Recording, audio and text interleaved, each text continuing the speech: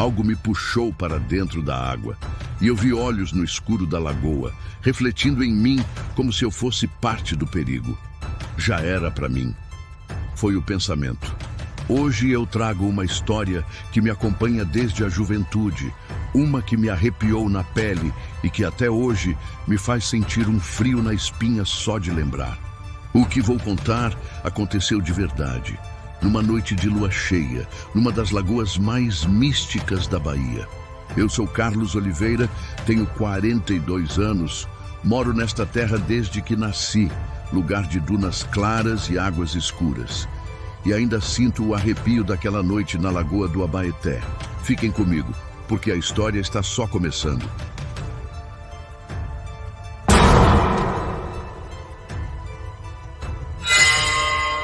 Eu me chamo Carlos Oliveira e, como disse, tenho 42 anos bem vividos, com muita luta e alguma fé. Sou nascido e criado aqui em Itapuã, Salvador. É o mais lindo lugar do mundo. Minha vida inteira foi permeada pelas areias, o mar e, claro, as águas profundas e misteriosas da Lagoa do Abaeté. E é sobre uma experiência que tive com essa lagoa que eu quero falar hoje. O que vou contar aconteceu em 1983. Eu era um jovem cheio de coragem, ou de uma certa imprudência, talvez, e decidi fazer algo que muitos evitavam. Atravessar sozinho a areia branca que cerca a Lagoa do Abaeté, numa madrugada de lua cheia. Itapuã, naquela época, era bem diferente de hoje. As ruas, muitas delas, ainda eram de terra batida. A iluminação pública era escassa e os coqueiros se alinhavam majestosamente nas margens do mar e da lagoa como sentinelas silenciosas. O mar de Itapuã se estendia infinitamente além das dunas, com o farol lá no horizonte recortando o céu noturno. A margem da lagoa era um espetáculo à parte, cercada por dunas de areia alvíssima que pareciam montanhas de açúcar, e a vegetação de restinga, aquela vegetação rasteira e resiliente, criava um cenário selvagem e intocado. A água, por sua vez, tinha um tom escuro, quase preto, fruto da matéria orgânica acumulada e das sombras densas projetadas pelas dunas. Era um lugar que inspirava tanto beleza quanto um certo temor reverencial. Eu caminhei até quase à beira d'água, sentindo a brisa suave na pele. O vento era quase inaudível, um sussurro, e foi então que ouvi um som estranho. Era como se tambores distantes estivessem batendo, mas sem que houvesse tambores de fato. Uma pulsação, uma melodia rítmica que parecia vir de dentro da própria água, como se algo produzisse ali esse som para chamar minha atenção. Quem é daqui sabe que a lenda da Lagoa do Abaeté é antiga e profunda, mas nunca dei bola para isso. Dizem que a lagoa é sagrada, conhecida e reverenciada pelos índios tupinambás, os primeiros habitantes destas terras. E depois, com a chegada dos africanos e a fusão de culturas, ela se tornou um local de culto nas religiões afro-brasileiras. É um caldeirão de fé, história e mistério. Enquanto eu olhava para o centro da lagoa, hipnotizado pela escuridão da água, algo inesperado aconteceu. Senti a presença de um vulto masculino próximo a mim, mas não havia ninguém ali. Desencanei com o vulto. Voltei minha atenção para a água que pareceu emitir uma luz fraca esverdeada, quase bioluminescente, como se algo estivesse se movendo por baixo da superfície.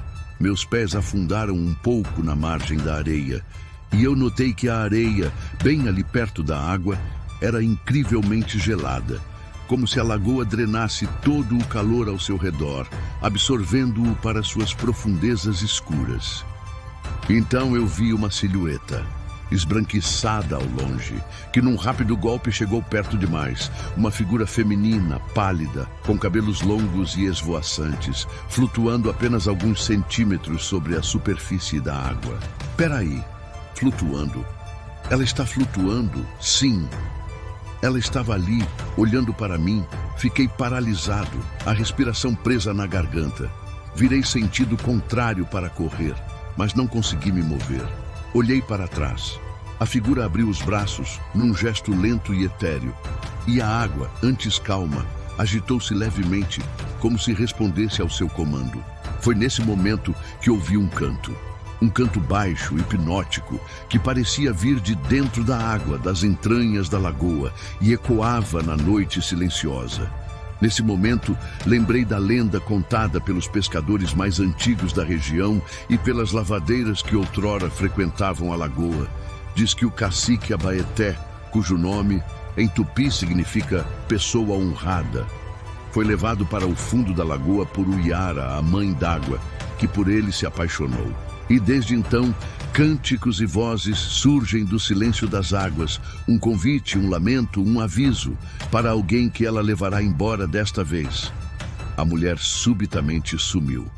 Eu, completamente paralisado, e a água se tornou espelhada, congelada, eu acho.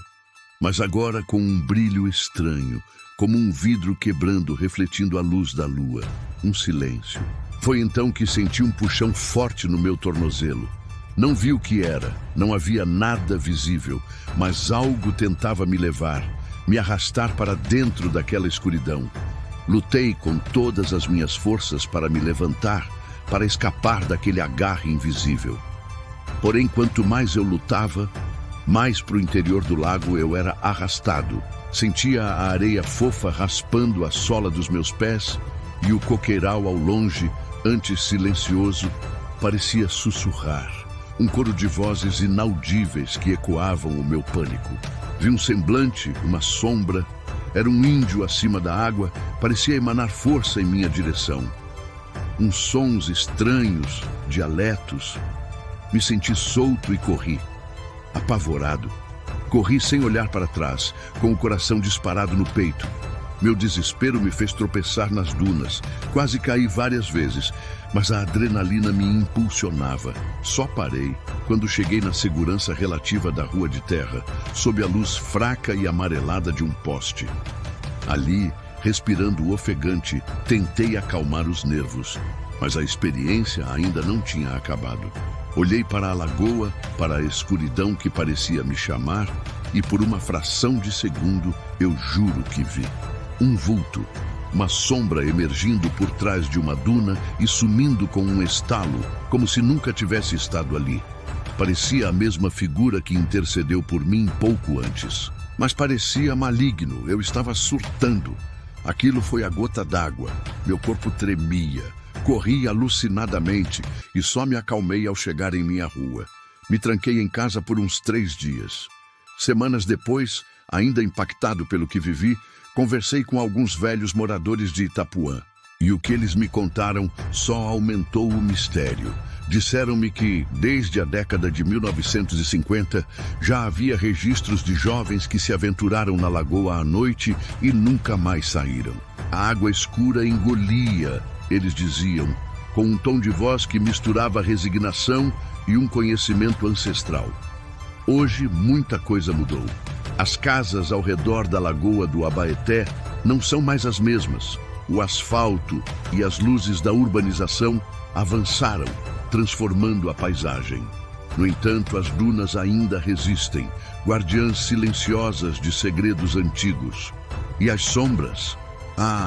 As sombras ainda se alongam de forma misteriosa quando a lua cheia aparece. Eu sei, com toda a certeza, aquela lagoa guarda algo ancestral. É uma mistura complexa de fé, da religiosidade afro-indígena, com suas oferendas a Iemanjá, a orixá das águas, e o medo primitivo daquilo que não vemos, que não podemos explicar. Se você, porventura, estiver por Itapuã e decidir se aventurar até a margem da lagoa do Abaeté à noite, preste muita atenção. Se ouvir um canto, um sussurro vindo da água parada, talvez não seja apenas o vento, talvez algo esteja chamando você. Agora que você sabe o que eu vivi naquela noite, deixo uma pergunta para você.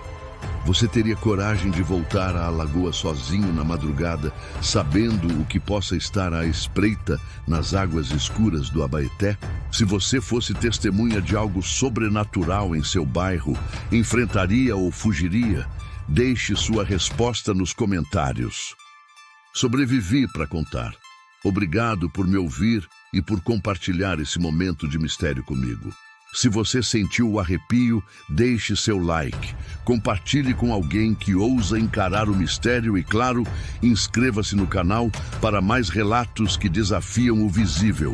Se você quer compartilhar uma história que viveu, deixe nos comentários. Quem sabe o canal não conta sua história aqui. Até a próxima aventura. Tchau!